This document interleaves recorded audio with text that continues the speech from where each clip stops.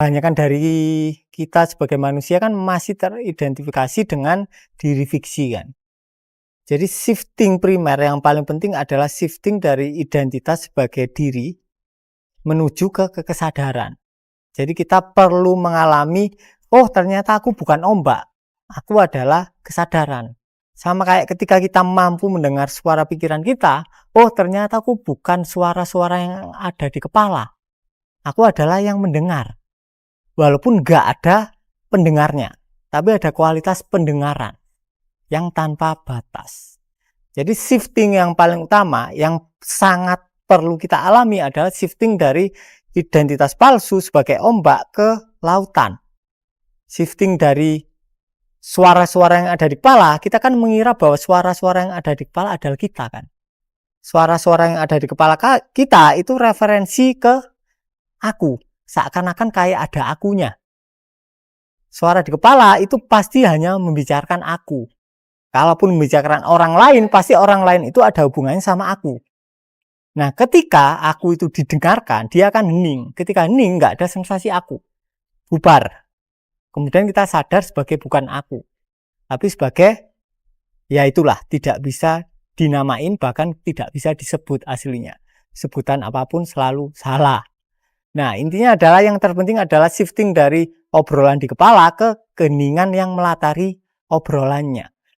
Atau shifting dari emosi ke kesadaran yang melingkupi emosinya. Jadi latar hening dari pikiran dan latar hening dari emosi itu adalah latar hening yang sama. Latar hening dari bidang visual penglihatan, latar hening dari pendengaran kita yang mendengar kicauan burung itu adalah latar hening yang sama yang mendengar suara yang ada di dalam kepala. Jadi itu adalah kesadaran yang sama, nggak terpisah. Jadi itu adalah shifting primer yang sangat perlu dialami. Ketika kita sadar sebagai kesadaran, nah kita mungkin perlu mengidentifikasi, perlu memeriksa kualitasnya. Apakah kesadaran ini ada batasnya? Apakah kesadaran ini bisa dikatakan sebagai cinta? Apakah kesadaran ini bisa dikatakan sebagai kedamaian? Apakah bisa dikatakan sebagai kosong tapi sekaligus isi? Makanya Gautama bilang Satchit Ananda, keheningan, kedamaian, kebahagiaan, dan cinta. Nah, ketika kita tahu, oh ternyata kesadaran ini nggak ada batasnya, bisa dikatakan sebagai keberlimpahan, maka pencarian kalian selesai. Mau nyari apa? Wong kalian sudah merasa berlimpah di diri kalian yang asli, yaitu kesadaran. Nah, kemudian shifting perannya itu akan berjalan otomatis. Karena kalian sekarang hadir sebagai kesadaran, otomatis semuanya berjalan secara otomatis. Karena tidak ada diri yang berusaha mengontrol. Jadi ini penting. Kalau kalian belum mengalami kesadaran, kalian hanya akan jatuh terjebak ke berusaha mengontrol. Entah kalian berusaha mengontrol untuk shifting ke identitas tertentu atau berusaha apa, intinya ada usaha. Nah, di situ ketika ada usaha pasti ada penderitaan. Bukan usaha fisikal ya, tapi usaha mental. Ketika kalian ada usaha mental, badan kalian tegang ya pasti ada penderitaan. Jadi kuncinya di situ. Semuanya akan berjalan secara otomatis. Karena tidak ada lagi yang berusaha mengendalikan. Dan semuanya akan terasa indah. Jadi keinginan itu ada dua jenis. Ada yang namanya keinginan murni dan ada namanya keinginan ego. Kita bagilah jadi dua biar gampang.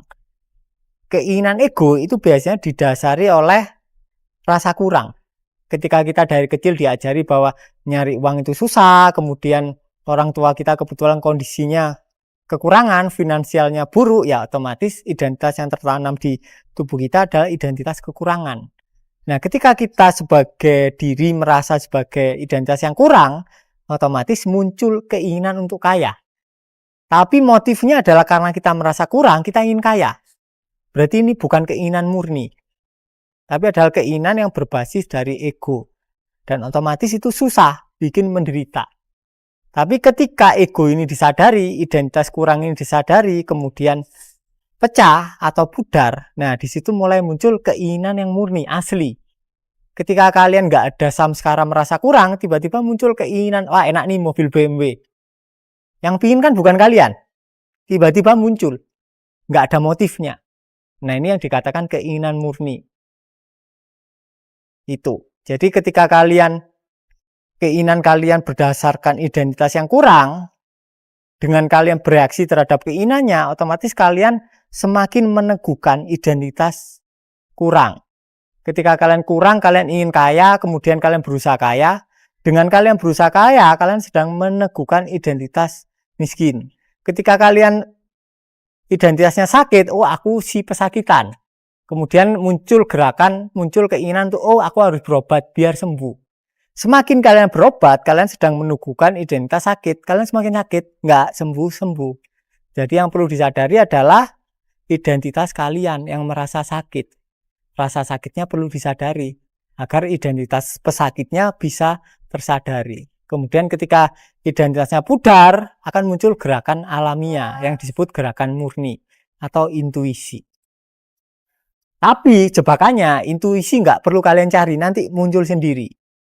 Jadi yang usaha kalian satu-satunya adalah sadari emosi kalian masing-masing. Di masyarakat kita, khususnya di Indonesia, akan mulai marak kesadaran di level-levelkan kan. Level taraf misal 50, kemudian 100, kemudian 150, 200, kemudian 250, kebanggaan lah, apalah, sampai pencerahan di level 1000 kan. Nah, kenapa ini marak? Ini adalah penelitian pertama atau buku pertama dari David Hawkins. Dia menyebut ini level kesadaran. Tapi yang lebih tepat adalah level tema kesadaran, bukan level kesadaran. Dan ini direvisi sama David Hawkins di buku-buku akhirnya. Oke, jadi ini penting. Ketika kalian terjebak mengira kesadaran ada levelnya, buyar kalian. Karena yang ada levelnya itu adalah nuansa. Dan sebaiknya memang tidak dilevelkan. Karena sama-sama kan, ketika kalian mengalami kebahagiaan ya pasti ada kesedihan. Dan ini wajar. Kalian harus memeluk kedua sisinya. Tapi ketika kalian mulai bisa menerima, kalian akan lebih sering mengalami kebahagiaan daripada kesedihan. Intinya itu doang.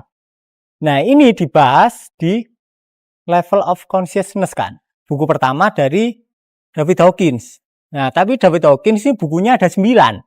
Di buku ke-7, 8, 9, dia tidak membahas level consciousness satu kata pun. Dia hanya membahas penyaksian. Yang menyaksikan pikiran dan tema dari kesadaran. Perasaan kalian.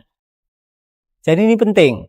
Di pertama, kalian mungkin akan menyadari, oh berarti kesadaran level aku harus mencapai. Nah di situ kalian akan capek. Kalian harus mempertahankan kebahagiaan kalian. Dan itu adalah secara mental kalian akan capek. Ketika kalian capek, kalian akhirnya menyerah. Ketika menyerah, nah di situ ada satori. Artinya yang penting adalah kalian menyerahnya. Intinya adalah jangan melevelkan kesadaran. Kesadaran itu adalah tanpa batas, nggak ada levelnya. Kalaupun bisa dilevelkan, itu adalah nuansa emosinya. Bahagia, sedih, itu bisa kalian levelkan. Kalau yang kalian anggap negatif, ya anggaplah level rendah. Yang kalian anggap positif, ya kalian kehendaki sebagai level tinggi. It's okay. Tapi kesadaran adalah latar belakang yang melingkupi level rendah dan level tinggi.